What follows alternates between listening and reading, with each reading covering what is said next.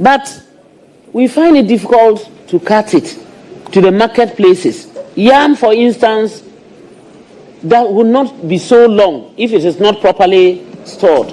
What will you do to support farmers, to enable them cut their foodstuff or produce, farm produce, to the marketplaces so that they don't have a lot of post-harvest losses? Thank you, Mr. Chairman. His Excellency John Dramani Mahama has clearly stated that he has got a policy to support farmers.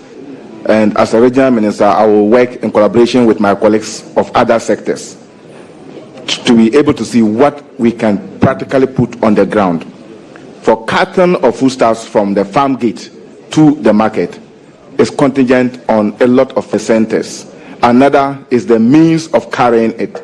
And as we speak today, indeed, courtesy these tricycles, motor kings and the rest, if indeed there is resource for which some people or farmers can procure them, it will make the carton quite easy with accessible routes.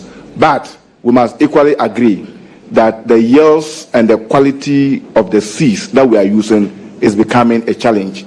And the improved seeds that will give us higher yields are also very expensive for our farmers.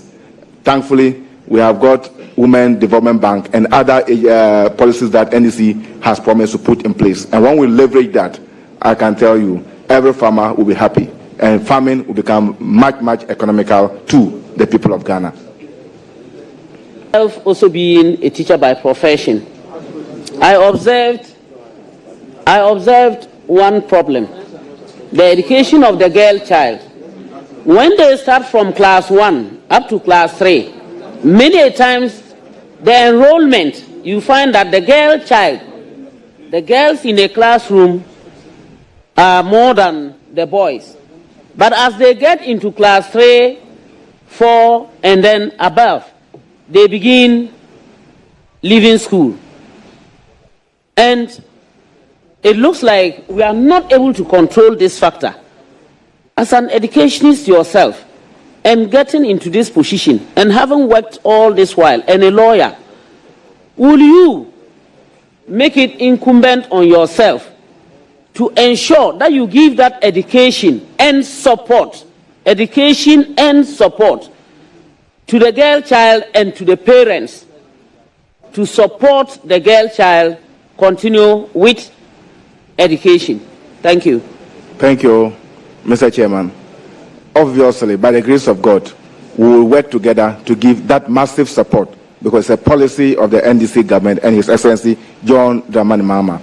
Net enrollment ratio is always a challenge as you move higher, but they are also dependent on several other customary and other allied factors, one of which is the ability of the peasant farmer to be able to afford the education, and therefore the farmer would prefer to invest in the boy child, thinking that the boy child will not leave him, but the girl child may. But the practical experience is that even our women, when they get better education, they take care more of their parents than even we, the men. And this is the practical reality. So the education will go deeper and our people will appreciate it the most. And there are demonstrable examples that we can use. Haja Zuera is here as my MP, a woman MP who has risen to the top for Savannah. And she's a shining example for our women in Savannah, and we can use her as one. And don't forget, when I come and I'm talking about my land, don't tell me that. Honorable Alasan Uma. Honorable Alasan Uma.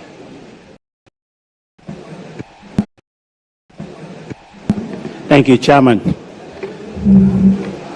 Thank you, Chairman. Alaji Swalisu, congratulations. Thank you, Chairman. It's not yet Alaji. It's not yet Alaji. Just like me. Don't worry. We'll soon go like me. Don't worry. We'll soon go there. I'm happy for you. I know you've worked for the party. We're in the big northern for the party. We're in the big northern region together, and we supported your success, which you took to Savannah. Came across conflict between the district chief and the regional minister vis-a-vis your MPs. Yourself and your MPs as well as your DCs. Thank you, Mr. Chairman. Conflicts are a natural part of human behavior. Resolve them. And my attention is to identify what is creating. And my attention is to identify what is creating this conflict.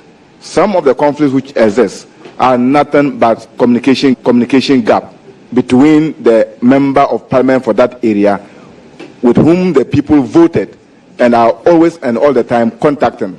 Then an appointed DC who might not have participated actively in even the decision-making process in getting the government and the MP elected, by yet administering the district.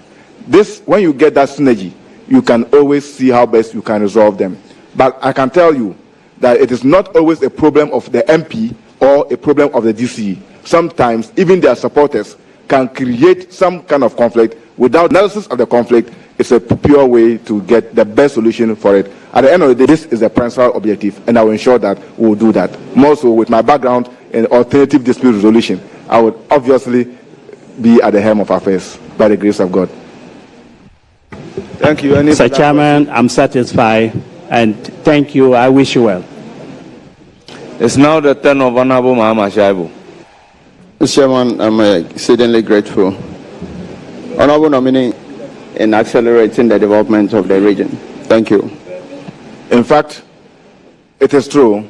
We have in XM who are indigenous and they are principally have no other place but Savannah.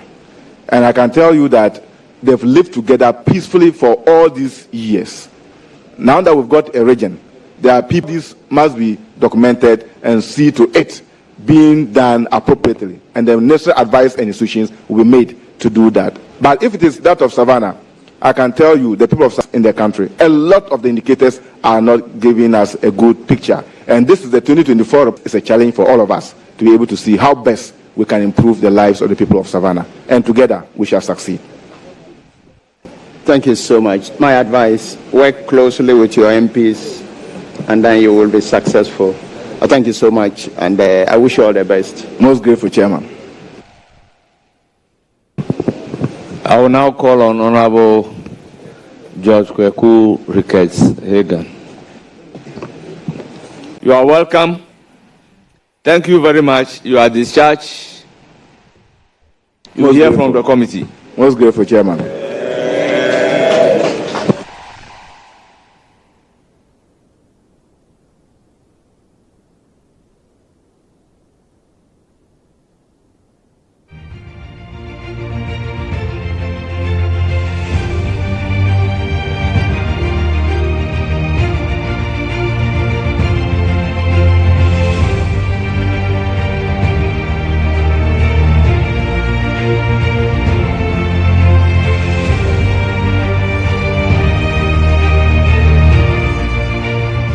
Live here on GHOne TV, and as you just saw on your screen, an additional vetting for the day for Salisu Isifu, Minister Designate for the Savannah region. They're highlighting issues of security, handling conflict in that region, mostly as a result of boundary disputes in the region, as well as touching on farming challenges within the Savannah region. Prioritizing development in that region is what he clearly spoke of as well.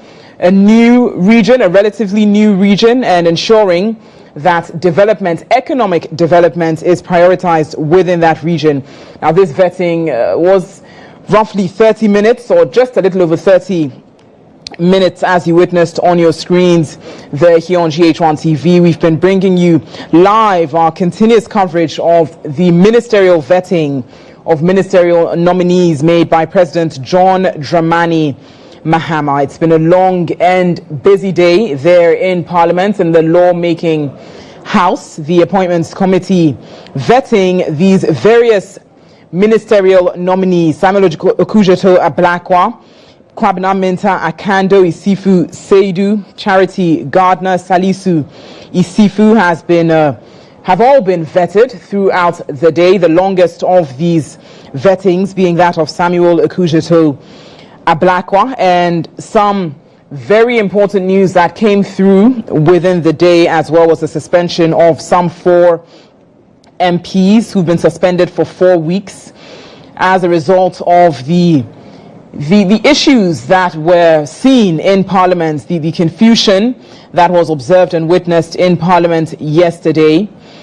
And we've also got some measures that has been put forward by the Speaker of Parliament. And these 4 MPs have been suspended for 2 weeks, that is. 2 weeks, they've been suspended for 2 weeks by the Speaker of Parliament. And specifically, it's the majority and minority chief whips in the person of Frank Anodompre, Roxanne Nelson Dafia Mepo, along with Al Hassan Suleimana Tampuli and Jerry Ahmed Shaibu, have been suspended from parliamentary sittings for 2 weeks, and it's effective Friday, January 31, which of course is today. We also have the Speaker of Parliament put forward some measures to deal with these rather unfortunate developments seen in Parliament yesterday.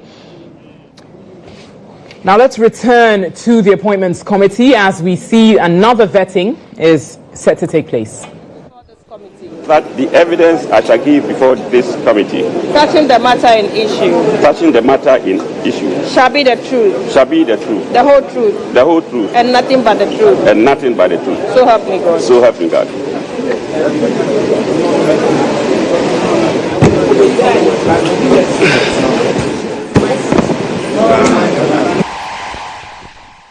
Honorable nominee, tell us briefly about yourself.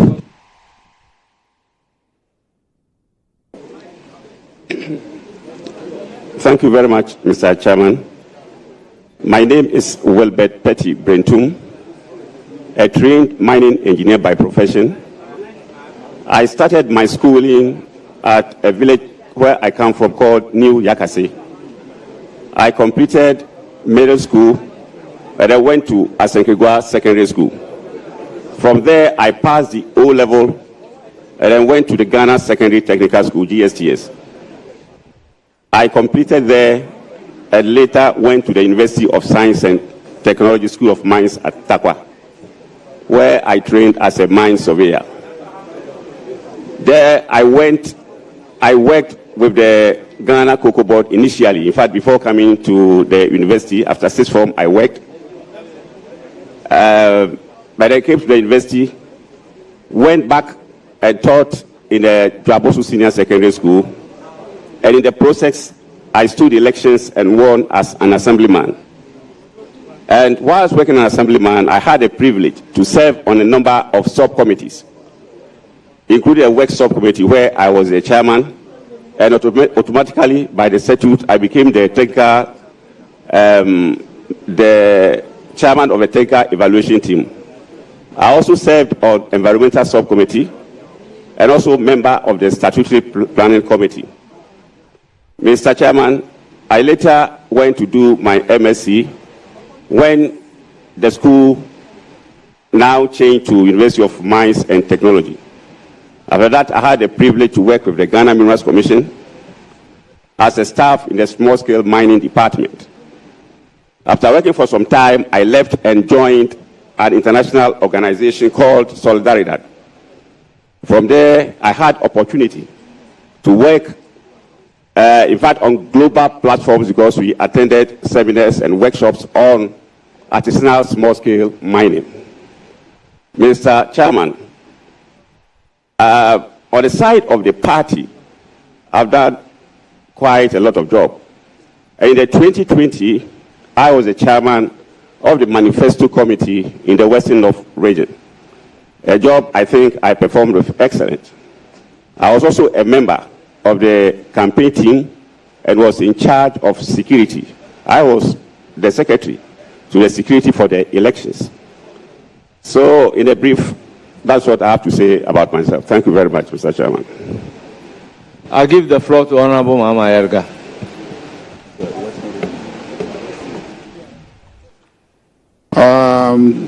let me congratulate you on your nomination to the post, if you are approved by this House, of Regional Minister.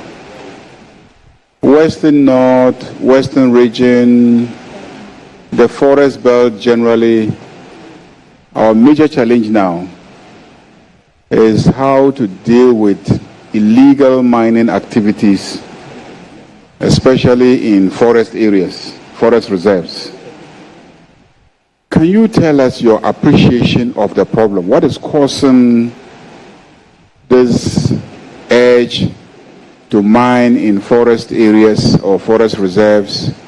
Why are we unable to deal with this problem? Or do you think that we can deal with this problem? And what are your proposals, since you are going to be a regional minister and that whole territory will be under you? And President John Dramani Mahama has made a clear commitment to deal with the problem of illegal mining, especially illegal mining in forest reserves. Thank you very much, Mr. Chairman. I think as a country, we're not doing so well on managing small-scale mining activities. And I want to say here that our failure is not because we have not been able to stop artisanal small-scale mining, but our failure is the fact that we have not been able to manage it well. Mr. Chairman, artisanal small-scale mining contributes to the economy very well. And from where I sit, if I want to talk about the type of mining that has benefited Ghanaians, I would say is a small-scale mining. Small-scale mining contributes about 30% of the all gold that is produced in Ghana. Unfortunately, as a country, coming to your question, we've not been able to solve the small-scale mining problem because I think we don't understand them. And it is important we understand them, sit down with them, and they themselves can come out with the solution. Mr. Chairman, I don't want to be misquoted as countenancing the illegality in the mining sector. We have all come to agree that... Mr. Nominee, you are from the Western North region. You've lived there most of your life, I believe. You have related to or with people in the small-scale mining industry. You say we don't understand. Do you understand? Do you understand them? And if you understand them, can you help us understand them? Yes, Mr. Chairman. Small-scale mining or artisanal small-scale mining is a livelihood issue. And in tackling them, we need to be a bit tactical. That's all what I'm saying. Once you understand somebody, you can sit down with him and they will be part of the solution. Thank you, Mr. Chairman. Do you understand the regime that covers small-scale mining? Is there a legal pathway to doing small-scale mining legally? Is there a legal pathway? Is it possible for small-scale mining to be done legally? Is it possible to register, to get a license, a permit, and then to mine under the supervision of the EPA? Is small-scale mining allowed legally in this country? Yes, Mr. Chairman, it's allowed. So why do you think the young people are not doing legally allowed small-scale mining? I think that, Mr. Chairman, there should be incentive to the formalization and legalizations of the operations. What kind of incentives do you think we should have? For instance, in the previous regime, I'm not being sounding political here, but if you place a blanket ban on small-scale mining without recognizing those who have registered and are indeed doing well, what will be the motivation for others to follow? So we should make formalization or legalization less expensive. That will attract people to actually legalize or formalize their operations.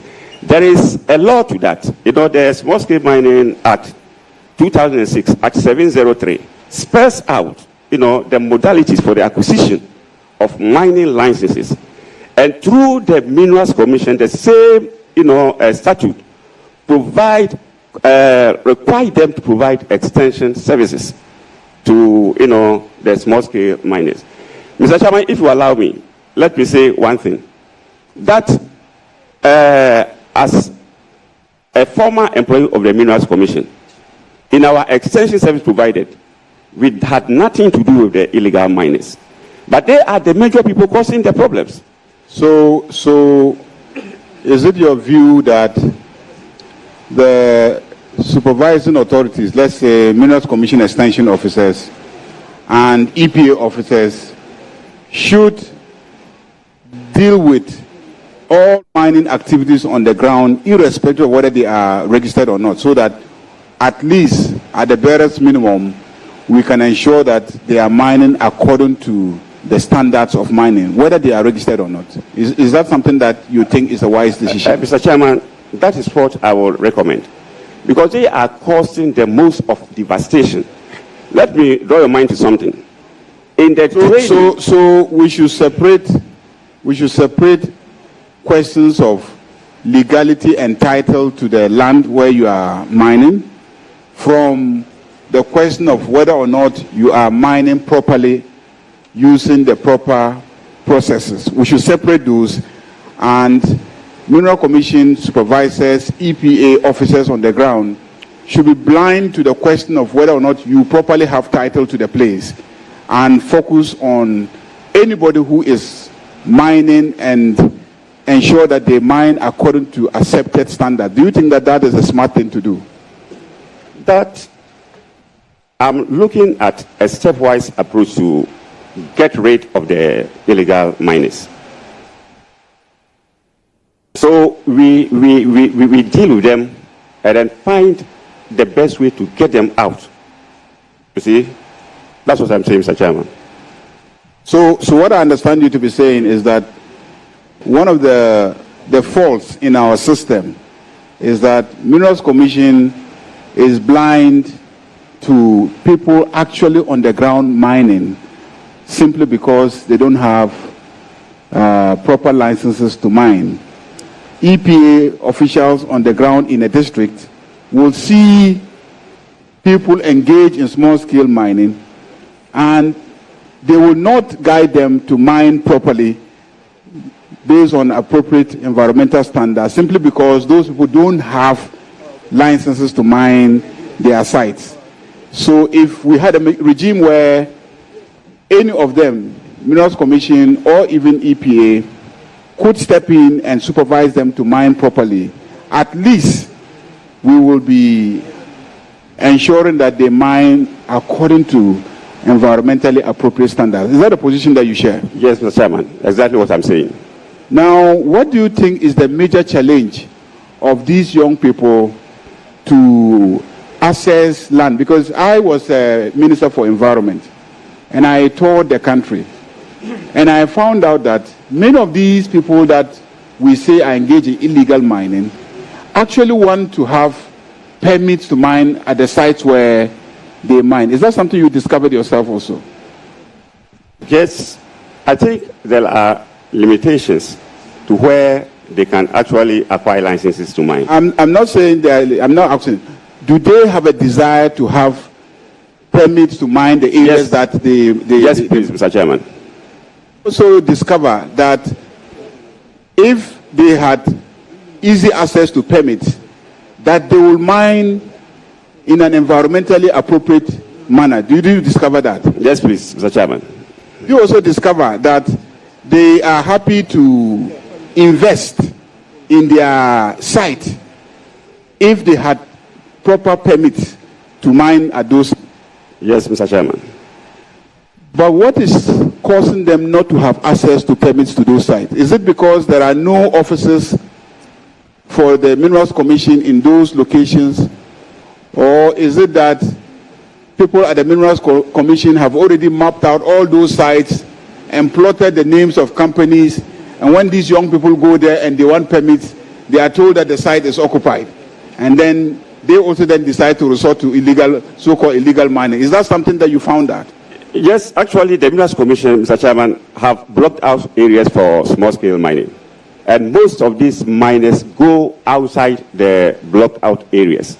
And that is what brings about the illegality in the first place. Do the Minerals Commission people carry out prospecting to ascertain the existence of adequate deposits in the area that they have blocked out? Because if you go and block out a forest that is full of rocks that don't have minerals and say I should go there, and then I see another location where people are mining and obtaining a lot of gold, you think I'll go to where you have blocked out that has nothing, and then I will not go to where people have been mining and getting gold?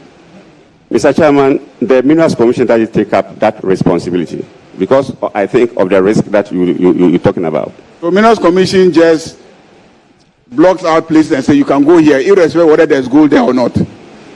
They require you to submit a site of your area of interest. So how that place becomes your area of interest is left to you, the miner. And I think the miners have ways of doing their quick, checks to see whether it is mineable or not. So the Minerals Commission blocks out areas and says small-scale miners, you can go here, isn't it?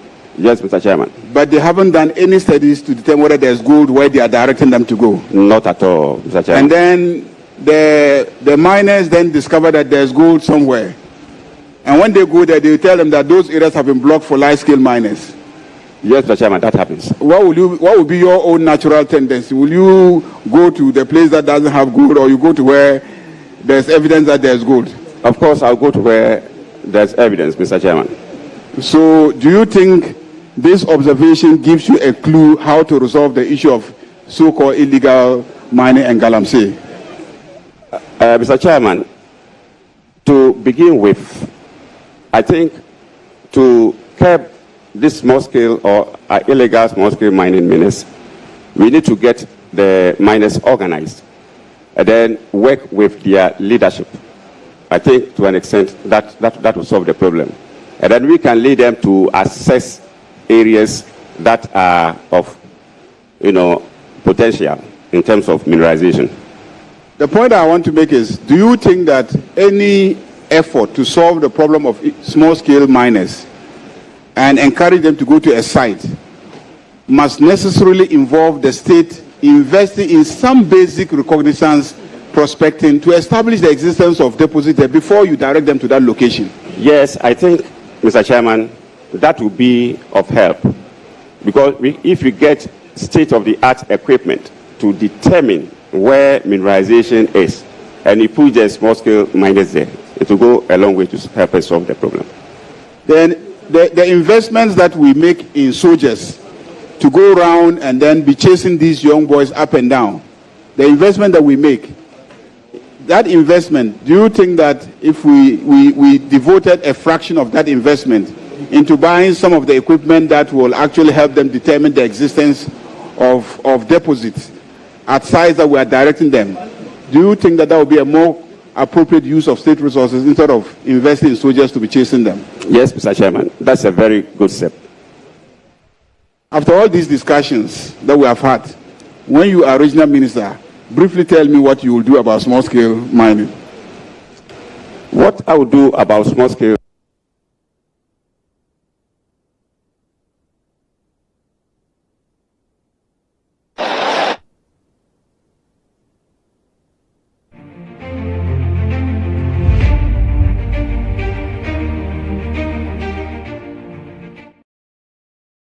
of illegal mining in the area.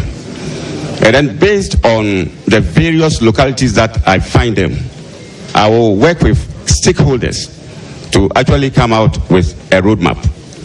Mind you, all the areas may not have the same problems.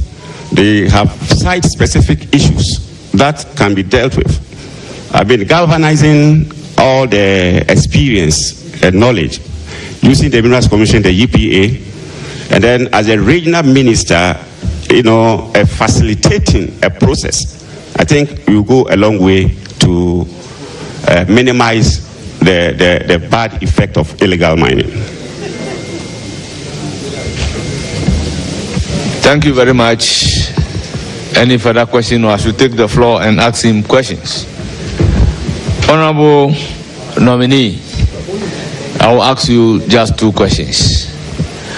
What will you consider to be the responsibilities of a regional minister, a position that you are designated, and if approved, you will be occupying? Thank you, Mr. Chairman. The regional minister has a number of responsibilities. First of all, the regional minister, you serve as the link between the central government and then the region that you lead. You also have administrative responsibility because you have to coordinate, monitor and evaluate the performance of all the district assemblies under your jurisdiction. You are also in charge of security. For example, as you're talking about small-scale mining is gradually becoming a national security issue. So you have a responsibility in terms of security. You also have a responsibility to ensure that district assembly's development plan are aligned to that of the national government. You also have a responsibility to ensure that emergencies, are responded to.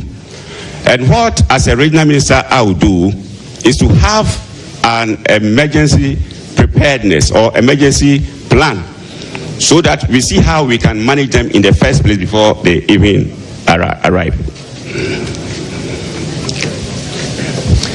Thank you very much. My second question has got to do with some perennial problems between the MCEs or DCEs and the MPs in every region over the use of what is called the MP's share of the common fund, which is 4.5%.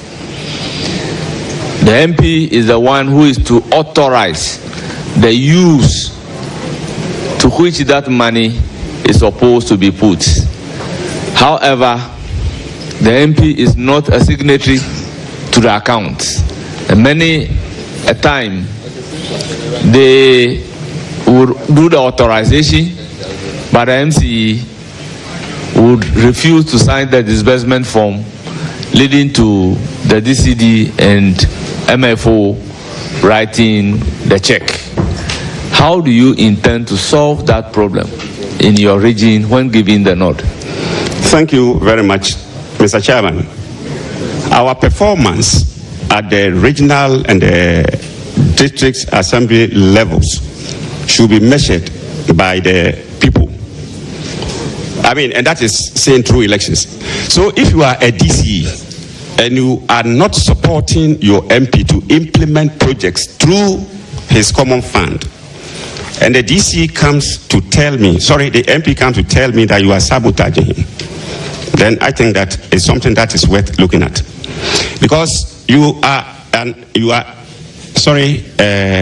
DC or MCE, you have to make sure you collaborate very well with your MP. Because at the end of the day, if we are doing well, it will be measured by the resource percentages that we have in elections. So I will not countenance that. And what I will also advise is that the MPs should have good rapport with their MCs or the DCs. And I think if that is done, I'm sure with my able supervision and sometimes advice, this thing will not happen in the Western North region.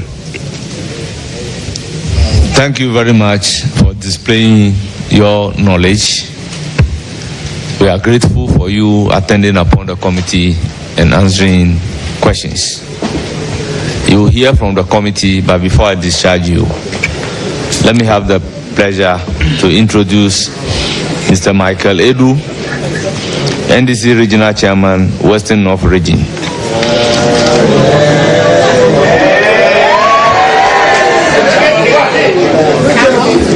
Mrs. Esther Ejapoma Brentum, spouse of the Regional Minister nominee. Beima Tando Ben Buem II, our win Mahini, Oko Ahiko Kojo Mpan Ababio, Konti Hini of Chirano Traditional Council, Western North.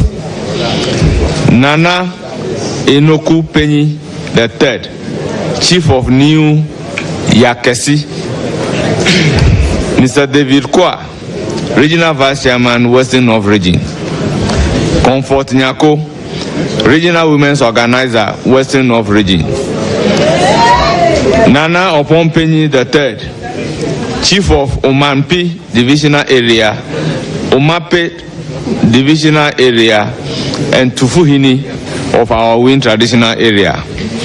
Nana Tano Kaba II, Chief of Kwewu and Ekwamuhini of our Win Divisional Council. Dr. Joseph Yensu, Regional Executive and Senior Lecturer, Kumasi Technical University. You are welcome. Honorable nominee, you are hereby discharged. Thank you, Mr. Chairman.